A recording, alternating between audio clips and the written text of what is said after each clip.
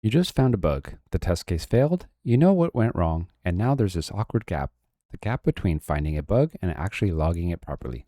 You know how this goes. The bug gets dropped into a Slack thread with the screenshot, or it gets a half-finished defect with no severity, no steps to reproduce, no owner, and 2 days later, nobody ever remembers if it was ever filed at all. Today, I'm going to show you how to close the gap completely. We've got Claude connected to QATouch through MCP, and we're going to log a real defect straight from a failed test case, all by just describing what happened. Let me give you a quick recap of our setup. Claude Desktop is connected to QATouch through the MCP server. That's the bridge that lets Claude securely read and write your QATouch data using your domain and API token. For today, I'm back in our e-commerce platform project from earlier videos, and we've got our credit card checkout test run going. The best time to log a defect is the moment you find it while the details are fresh. So let's do that. Let's say this test case here, payment declined, incorrect CVV, is now failing. The test case ID is TR0004. Inside of Claude, I'm going to send this prompt, test case TR0004, and the e-commerce platform project failed.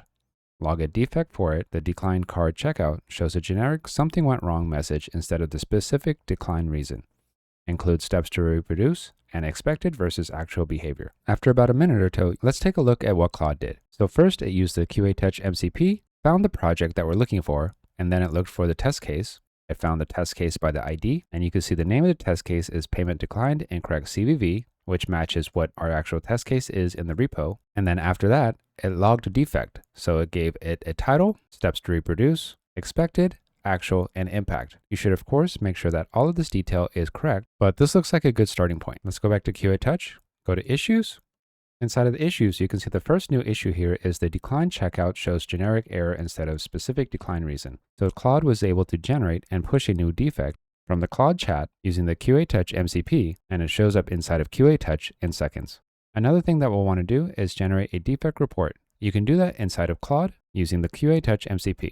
I've asked Claude to generate a defect report. So far, it looks like we have 4 defects in the project. Claude generated a docx document that you can easily share with somebody else. You can see the 4 defects here: expired card message, network timeout, mobile checkout, and declined card checkout. And Claude also gave us in-depth information about the new defect that we just raised. You can reprompt Claude to adjust this report to however you like it, but this is a quick summary pulled directly from QATouch without having to manually go in and push any buttons. So that's a quick look at defect management in QATouch.